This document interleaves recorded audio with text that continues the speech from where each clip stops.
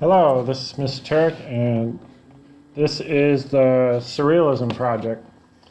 For this project, you can use pretty much any images that you want. You can also kind of steal a couple images from the internet if you're having trouble finding things that you want to use. For this project, you're going to use all the skills you've learned previously to make a really complicated, kind of cool, trippy, surrealist image. So I've collected a bunch of random photos into this folder right here, and I'm actually going to use this picture of me as the background for my Photoshop file. So open Photoshop, and then go to Open. And if you have a background image selected, you can open that image and kind of use that as your base image. For me, I'm going to use this portrait. And I'm actually going to just change this a little bit. Use the crop tool real quick here. Bring that in. Alright, the first thing I'm going to do is I'm going to use the color range selection option to select the blue in my shirt so that I can change this blue to a different color. So let's go to Select, Color Range. All right. And then when the Color Range dialog box opens, you're going to notice that mine already has something selected. But to make a selection, you simply click on your eyedropper tool, and you just click on a color in your document. And what will happen is that color range is going to show up in this little preview box. You can turn up the fuzziness just a little bit. You can mess with the range. If you want to, you can switch to the Add to Sample eyedropper, and you can add a bunch of colors within that color range to your sample. I'm actually going to turn up my fuzziness just a little bit and make sure I get all this blue. So I'm going to click on a lot of this blue here, and then I'm going to get rid of that black shadow up there and the blue that's in my eyes. And what you're going to see is I've kind of selected just the color blue in my shirt here. Could mess with these sliders a bit more, but when I'm happy with it, I'm going to click OK. Like any selection, you might want to refine your selection. So to do that, go to Select, select a mask, and in here we can just sort of mess with the selection and sort of refine it a little bit. I can switch my quick select tool here. I can add parts of my shirt that weren't part of the selection, sort of refine it a little bit. I maybe made it just a little bit too fuzzy. When you're all done refining your selection, go to the output settings, and you can do a couple things, but for us, for this purpose, we're going to use a new layer with a layer mask, and then we're going to click OK. So when you come back to your file, you're going to notice that you have a new layer with a layer mask that just isolates the shirt. And what we're going to do is we're going to change the color of the shirt. So we're going to go to our adjustment layer, and we're going to add a hue and saturation adjustment layer. We're going to check the click to clip to layer button here to make it a clipping mask for that layer. And we're actually just going to change the shirt color to whatever we want. And I'm just going to kind of leave it there because we're being kind of silly in this assignment. It's kind of a weird green color. But you can shift it to whatever you want. Just kind of like that. That's sort of weird. Now I'm going to use Quick Mask to make a soft selection of my eyes. I'm going to copy my eyes. So I'm going to go down to this layer, the bottom layer, where my eyes are. And I'm going to zoom in. And I'm going to switch to Quick Mask mode. And I can hit the Q on my keyboard, or I can go down here to the bottom of my toolbox and just switch into Quick Mask mode. And then I'm going to change over to my brush tool. and make sure that my brush shape is a normal soft round brush for this part. When I paint, I'm going to paint with black, and later on we're going to inverse the selection, and that's going to be our selection of the eyes. So I'm going to paint with a real soft brush, and again, the bracket keys make your brush larger, smaller, and then shift in the bracket keys make the brush harder or softer. So I pressed shift in one of the bracket keys to make that a little bit harder around the edges there. I'm just going to paint my eyes in like that. If I select too much, I can hit the X key, and I can adjust my brush just a little bit more, and I can use the white to paint away some of the extra selection here. I don't like that. Okay. You can also use the number keys to change the opacity. So if I want there to be a little bit of transparency down here in my selection, I could hit the 70% opacity hotkey, and that's just the number 7. If I wanted to be 80%, I hit 8. And then I can paint with 80%, and that'll sort of give it a nice gradual fade on the bottom there. Once I'm happy with my selection, I'm going to exit Quick Mask Mode by clicking on the Quick Mask Mode button. And you'll notice that if I paint with red, I've selected everything but the eyes, and that's not what we want. So we're going to go to Select, Inverse, and that's going to flip our selection to just the eyes. So now that I have my eyes selected, I can copy and paste them. To copy and paste our selection, we're going to hit Ctrl+C and Ctrl+V. Now we can switch to our Move tool by hitting the V key on the keyboard and clicking and dragging to sort of move our selection around. I'm kind of happy with this. I can sort of distort these just a little bit, maybe rotate them, play around with them. Looks like I selected too much of this up here, so I'm going to double click to confirm my selection.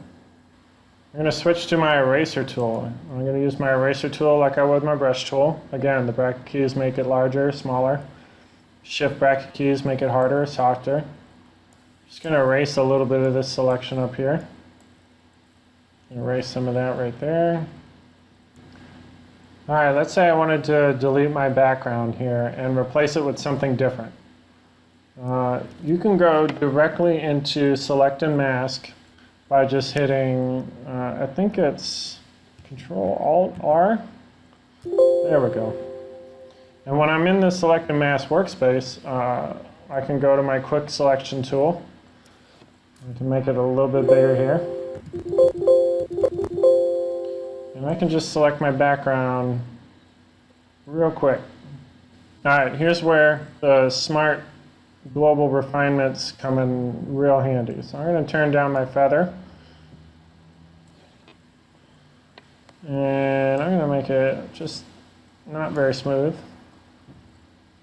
I'm going to leave the edge pretty close to the exact edge. We're going to leave the smart radius turned on. But now we're going to switch to the Refine Edge brush tool. And I'm going to zoom in on my hair. Ctrl+. And this is where this tool really shines. So I'm going to paint my hair in there. And my hair over here. And you can see the Refine Edge brush tool sort of automatically detects these complicated features and adds them to our selection. So this is a really handy feature if you have a very complex edge. It just sort of automatically detects the color and selects extra parts of that color for you. When you're all done, go to Output Settings And you can just output to new layer with mask if you want, or just layer mask, which is really all we're going to do with this layer. So layer mask, click OK.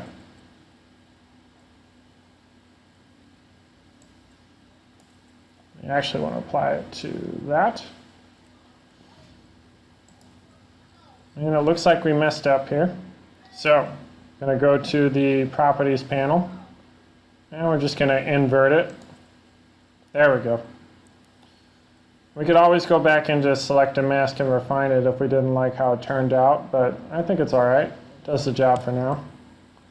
All right, now we're going to place a new background layer in our image. So we're going to go to File, Place Embedded, and I'm just going to pick this image here, this little landscape, and click Place. And we're going to put it all the way at the bottom. Oop, we got to confirm it first, so hit the check mark. And then click and drag it down here. Whoops. Make sure when you place a new layer that you right click on it and rasterize it. Alright, so now that I've placed my layer, my background layer behind my masked subject right here, they kind of have different colors, and there is one way we could like sort of match the colors of one of these to the other. So if I wanted to match, say, my background image to the colors in my foreground here, I go down to my layer panel and I make sure my background's selected, because we're going to change this color. We're going to match this color to these, and then I would go to Image, Adjustments, Match Color. Right now, we want our source to be that, and we're going to use the layers merged together. So that what that does is that merges all the layer information together, and it affects the layer we have selected. Okay. So now we can adjust some of these sliders. Kind of mess with it a little bit. And you can sort of tell that the colors are different. And when you're all happy with it, just click OK.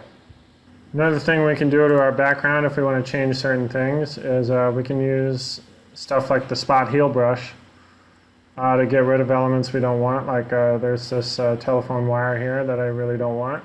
So make sure your active layer is your background layer, and you can use the spot heal brush tool. So the way this tool works is pretty simple. If you paint it, it will take the surrounding pixels and it will get rid of whatever pixels are painted. So I'm going to paint this telephone line out with the surrounding blue pixels. So I'm just going to click and drag over the telephone pole, telephone wire here. And it's going to automatically use those blue pixels to paint it away. Another thing we can do to our background to kind of mess with it is we could go to our warp options in the transform menu. So we could go edit, transform, and warp. And these are kind of really fun, strange ways to mess with your image. So if I click and drag on my corners here, you're going to see a really weird kind of bent look to it. And I can make it look like the whole world is just sort of just all woozy and curved and bizarre. So it probably work better with like a better background image. But you get the idea. You can kind of see it curving right here. I can also click and drag on these like grid points to make it even more weird. And I can use these handles to sort of move stuff around. When you're all happy with it, you can click on the check mark to confirm it. All right, let's add some more weird stuff to our image. Let's put a fish in here. So I'm going to go File, Place Embedded. Click on my fish, click Place, confirm the placement. And we're going to put him on the top here so that we can see where he's at and work on him in our layer panel. Okay. We're going to right click on it, rasterize it, and then I'm going to hit Ctrl+Alt+R, and we're going to select just the fish real quick here. All right, zoom in, switch to our brush tool.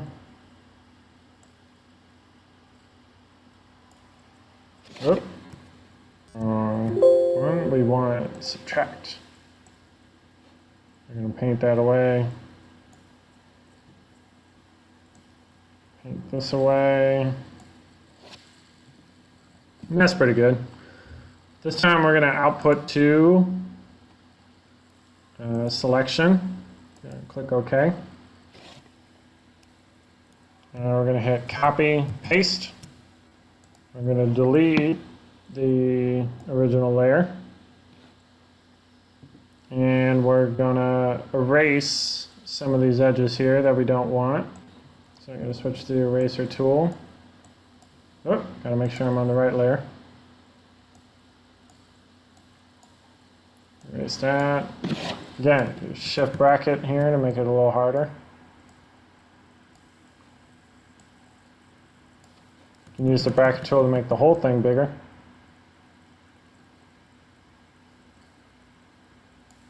Okay. And I'm going to zoom way into the mouth here. And I'm going to actually cut a little bit of the mouth open by like sort of erasing like this crease right here. And the reason for that is going to become apparent in our next step. Okay. One of the really cool warp transformations you have available to you is the puppet warp transformation. And to do a puppet warp, make sure you have the object you want to puppet warp active in your layer panel. And then you're going to go up to Edit, Puppet Warp. And what you're going to see is this kind of grid on top of your image.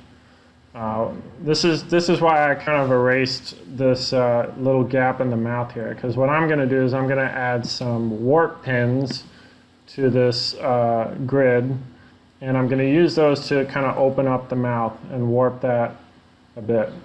So if I click on these little grid points, that's going to add a warp pin. So I want to put one right here, and we're going to put one up here, and let's put one down here. So what I can do with these pins is, if they're not active, they're going to stay put. So I'm going to click and drag on this pin, and that is going to open the mouth. And that just looks really surreal, really strange. I can kind of play with that a little bit. God, that's weird. Can play with that a little bit, maybe add a couple more points, mess with it a bit. If I want to make this really weird, oh yeah, that's very strange. Okay, so that's puppet warp. Once I'm done kind of messing around with those pins, I'm going to go up to the top in the option bar here, and I'm going to commit that. And I have a very strange fish lip right there. And I can kind of scale my fish. And we'll just do that. We'll leave him right there. He's attached to my face now. couple other tools you might want to use in a creative capacity are the stamp tools. So if I go to my clone stamp tool and click on that, I'm going to use it on my fish here. So I'm going to go to the fish layer, make sure that's active. And I'm going to zoom in here. And what I'm going to do is I'm going to paint some of these scales over here on my head to make it look like I have fish scales or something. So it works just like the brush tool. You can adjust all the settings up here. So I'm going to use the bracket keys to make my brush a little bit bigger. I'm going to use my number keys to turn down the opacity to about 40%. So I hit the 4 key. And then the way to use the tool is to make a sample. So I'm going to sample with my Alt key. I'm going to hold down the Alt key. I'm going to click once to sample. And then I'm going to go over here, and you can kind of see that I picked up my sample here. I'm just going to click and drag to paint with this. Okay, so that's pretty good. You got kind of that fishy color in there. If I want, I can turn up the opacity just a little bit. Let's turn it up. I'm going to sample by holding down Alt, clicking down here. And now I'm going to just paint some of that. Let's paint some of this. Yeah, we'll paint some of that. There we go. So it kind of looks like it's bleeding into my forehead there. Another thing we can do is we can use adjustment layers to sort of like change the appearance of a layer and make it match or stand out from our other layers. So this fish layer is kind of bright right now. If I wanted to adjust the brightness and the colors of my fish and my fish only, I would use adjustment layers. So in my layer panel, my fish layer is active. And I'm going to go up to adjustments. And let's just add, let's use a photo filter layer. So I'm going to click on photo filter. And then I'm going to click on the clipping mask button right here. And that's going to make sure it only adjusts my fish here. And we're going to change it from a warming filter to a cooling filter. And turn up the density just a little bit. And then we're going to go back to adjustments and let's add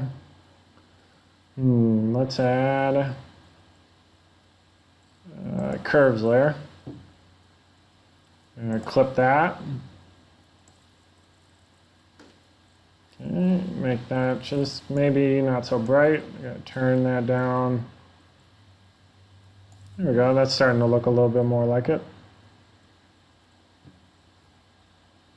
If we want to adjust it, like let's say we don't want a cooling filter here, again, the beautiful thing about adjustment layers is you just click on them again and you can kind of change it and play around with it a little bit and just adjust it to whatever it is you need.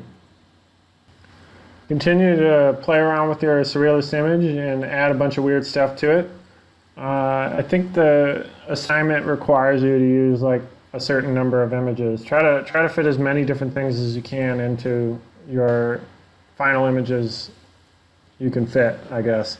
And don't be afraid to go online and do a little bit of research for yourself as to how you can use these tools to create kind of weird images, because there's plenty of tutorials online that are not made by me, but actually made by like real Photoshop professionals. And they're super helpful. So just Google like Surrealist Photoshop and you'll come across a lot of really cool stuff.